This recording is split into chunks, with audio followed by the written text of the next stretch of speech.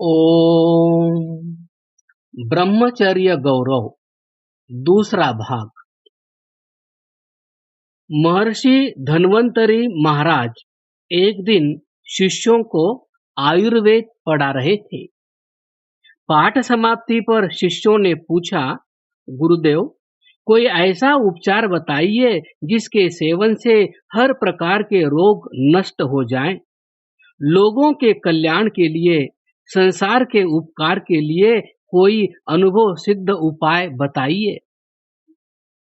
शिष्यों के मुख से यह प्रश्न सुनकर श्री धन्वंतरी जी अत्यंत प्रसन्न हुए और बोले, प्रिय शिष्यों, तुम लोगों को अनुभव सिद्ध उपचार बतलाता हूँ, ध्यान से सुनो। मृत्यु व्याधि जरानाशी पीयूषम परमौषधम ब्रह्मचर्यम महद्रत्नम सत्यमेव वदाम्यहम्। शांतिं कांतिं स्मृतिं ज्ञानम् आरोग्यं चापि संततिं य इच्छति महद्धर्मं ब्रह्मचर्यं चरेदिह। ब्रह्मचर्यं परं ज्ञानं ब्रह्मचर्यं परं बलं सर्वलक्षणहीनत्वं हन्यते ब्रह्मचर्यया। ब्रह्मचर्य रूपी महारत्न मृत्यु, व्याधि और बुढ़ापे को मार भगाने वाला अमृत रूपी परम उपचार है।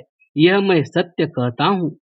जो शांति, सुंदरता, स्मृति, ज्ञान तथा आरोग्य और श्रेष्ठ संतान चाहता है, वह सर्वोत्तम ब्रह्मचर्य का पालन करे।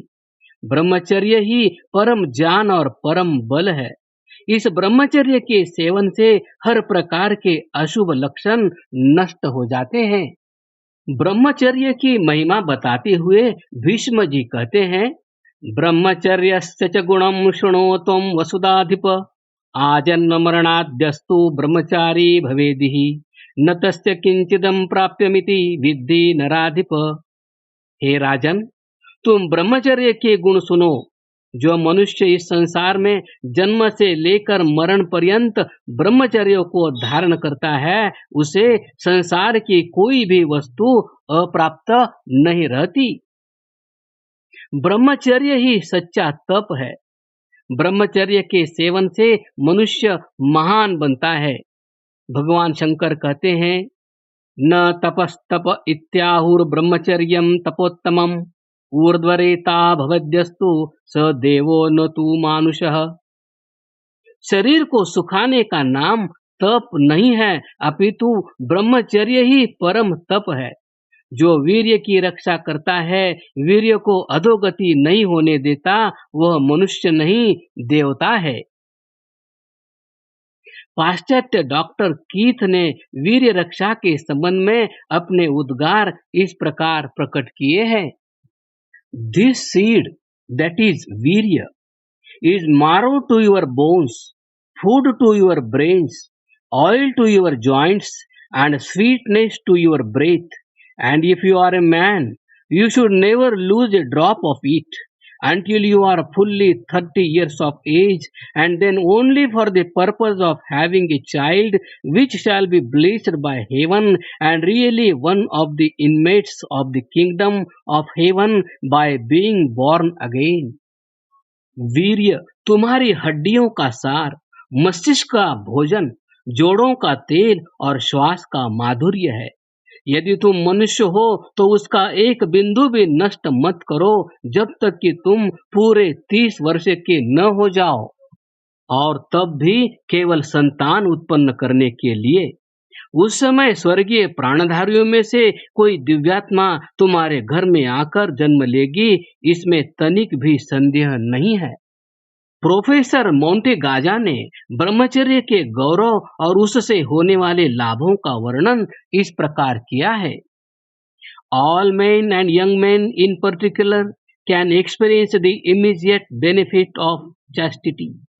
The memory is quiet and tenacious, the brain lively and fertile, the will energetic, the whole character gains a strength of which libertines have no conception. No prism show us our surroundings under the heavenly colors as that of chastity, which lights which lights up with its rays the least objects in the universe and transports us into the purest joys of an abiding happiness that shows neither shadow neither decline. अर्थात सभी मनुष्य विशेषकर नवयुवक ब्रह्मचर्य के लाभों का तत्काल अनुभव कर सकते हैं। स्मृति की स्थिरता और धारण शक्ति बढ़ जाती है, मस्तिष्क जीवित और उपजाऊ हो जाता है, इच्छा शक्ति बलवती हो जाती है, चरित्र के सभी अंगों में एक ऐसी शक्ति आ जाती है कि जिसकी विलासी लोग कल्पना भी नहीं कर सकते। ब्रह्मचर्य से हमें परिस्थितियां एक विशेष आनंददायक रंग में रंगी हुई प्रतीत होती है। ब्रह्मचर्य अपने किरणों से संसार के प्रत्येक पदार्थ को आलोकित कर देता है और हमें कभी न समाप्त होने वाले विशुद्ध एवं निर्मल हर्ष की अवस्था में ले जाता है, ऐसा हर्ष जो कभी फीका नहीं पड़ता। सचमुच ब्रह्मचर्य जीवन रूपी वृक्ष का वह सुगंधित पुष्प है जिसके चहुं ओर स्वास्थ्य, आरोग्य, पवित्रता, मेधा और धैर्य रूपी मधुमक्खियां चक्कर लगाया करती हैं। जो ब्रह्मचर्य का पालन करते हैं उन्हें उपर्युक्त सभी गुणों की प्राप्ति होती है।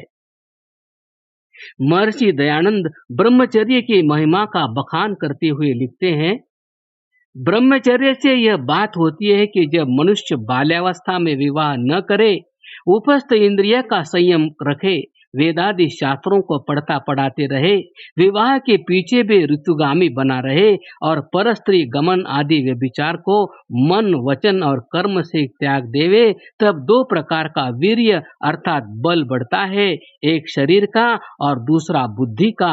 उसके बढ़ने से मनुष्य अत्यंत आनंद में रहता है। ऋग्वेद आदि भाष्य भूमिका। उपनिषदों में ब्रह्मचर्य की महिमा बताने वाली एक कथा आती है। एक शिष्य ने अपने गुरु से पूछा कि लोक सिद्धि का साधन क्या है। गुरुजी उत्तर देते हैं कि ब्रह्मचर्य ही वह साधन है कि जिससे लोक सिद्धि होती है। शिष्य पुनः पूछता है कि परलोक सिद्धि का साधन क्या है।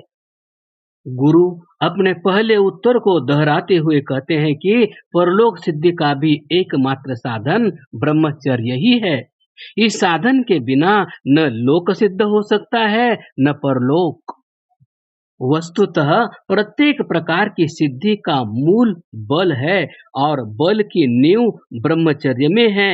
जैसे कहा भी है, वीर्यमेव बलम बलमेव वीर्यम। वीर्य ही बल है और बल ही वीर्य है। जहाँ बल नहीं वहाँ सिद्धि नहीं और जहाँ ब्रह्मचर्य नहीं वहाँ बल नहीं।